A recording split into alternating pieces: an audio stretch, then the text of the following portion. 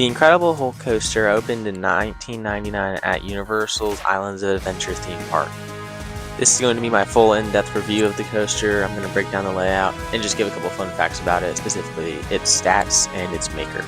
Something that is specifically interesting and unique to the Incredible Hulk coaster is it was opened in 1999, it opened with Islands of Adventure, but it reached its service life in the end of 2015, I believe, and was completely refurbished during the 2016 year and reopened as the Incredible Hulk coaster again, of course, but it was completely new track, new trains, and smoother. I personally did not get the chance to ride the Incredible Hulk coaster before its refurbishment, but I have ridden it several times since the refurbishment, and I genuinely love this ride. It is so cool, so menacing when you walk into Islands of Adventure. It's right there on the left, right at the entrance. It's one of the first things you see when you walk in, too. It truly is an icon of this park. While Velocicoaster might be the headliner, the Hulk, everyone knows. Everyone knows that iconic-looking Cobra roll over the lake. Everyone knows the roar that it makes as it launches its trains out the tunnel. This thing is known. And honestly, when you're standing on the pathway, it looks really intimidating. But a funny stat that I've heard is Maverick at Cedar Point is 105 feet tall and looks tiny because you're not close up to it. But the Incredible Hulk coaster is actually only 5 feet taller than it at 110 feet. And it looks huge because you're standing right under the thing. Speaking of stats, like I just said, the Incredible Hulk coaster does stand 110 feet tall. It is 4,200 feet long and reaches a top speed of, get ready for this, 67 miles per hour. The coaster was manufactured by Bolliger & Mabillard, also known as B&M, more well known as B&M, same company that did things like Fury or Tormenta. So very famous company, and honestly one of the best ones out there.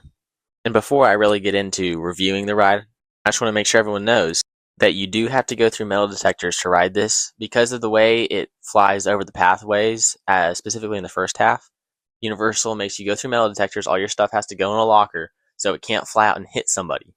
They do have nets in case things like sunglasses or hats fly off because they do let you ride with those. But anything else like car keys, wallet, phone has to go in a locker. Now the lockers are free, but they're outside of the queue, so you won't have your phone the entire time you're in line. So if Hulk has a 2-hour late, you're stuck without your phone, maybe go try something else and come back. Generally, it doesn't get that long of a line, so it's not that big of a problem. Because of the high capacity of this ride, you don't have to worry about long lines as much, but still, a 40-minute wait without your phone can kind of suck. So the whole backstory of the Incredible Hulk is you are a test subject for General Ross, who's trying to recreate the Hulk in this gamma radiation tunnel, which is also the launch tunnel for the roller coaster. So when you start the ride, you get into one of the 32 seats on the train, obviously. I love the back row, personally, because of the whip you get out of the 0G roll, but the front row is also fantastic. So to start the ride, you turn left out of the station and start up this tire drive, lift hill looking thing.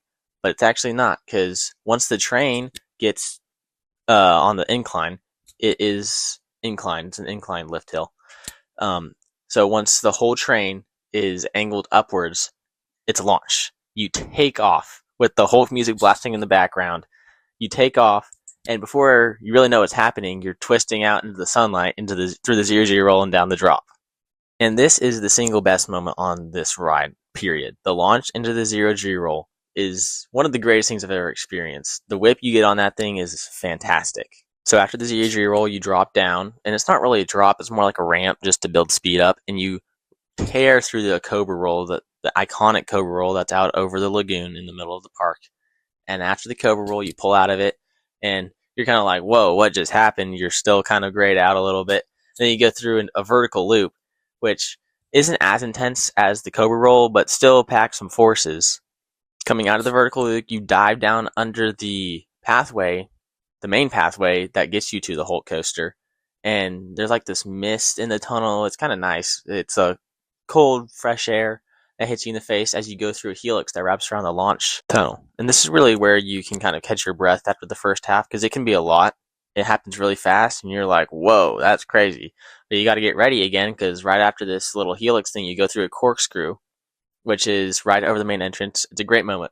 A lot of people like taking pictures. You got the cool Hulk holding up the front lead car with a twisted track entrance sign, and you got the corkscrew of the coaster behind it.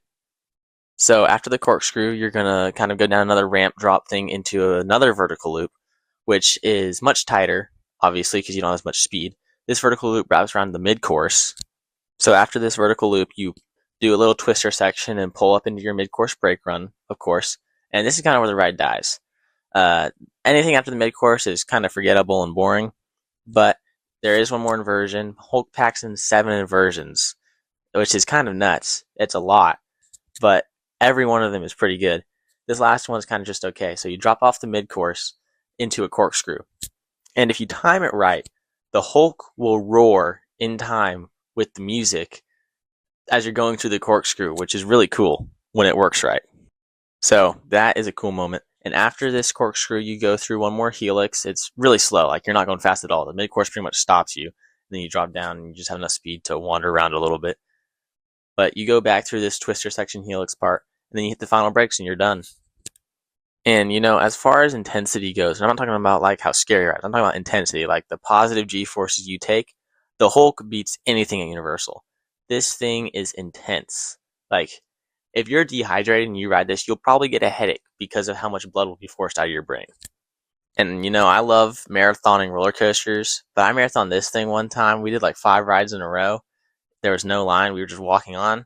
And afterwards, I was like, wow, that was rough.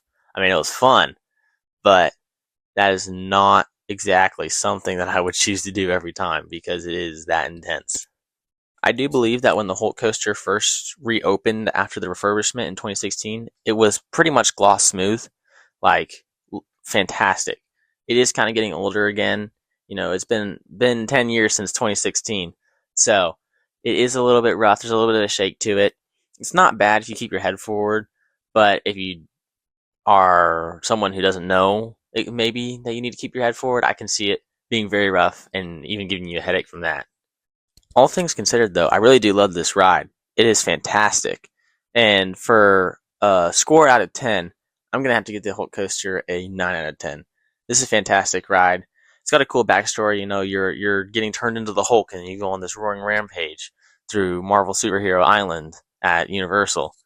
Which is pretty funny to think about, the Hulk just destroying a haunted adventure. That'd be something. But yeah, a 9 out of 10 for the Hulk. I love this thing. It can be a lot if you ride it a lot, but 2 rides and you're good. Like you're like, that was great. I loved riding the Hulk. Let's go do something else now, and then come back to it later because marathoning it isn't always the best idea. And once again, I just want to mention my cousin. He requested this video, so that's the main reason I'm doing it. I probably would have gotten around to reviewing the Hulk coaster eventually without him, but he requested it, so I'm like, okay, I'll do the Hulk for him. So, love you, dude. And this one's for you. So yeah, let me know what you think down in the comments about the Incredible Hulk coaster. Did you like it? Did you hate it? Did you think it was just okay? Do you agree with my opinion? Do you think I'm wrong? Is there something I didn't cover that I needed to? Just let me know. And remember that Jesus loves you guys. Always use Eagle Wings Travels for any travel agent needs that you have. And I'll catch you next time. See ya.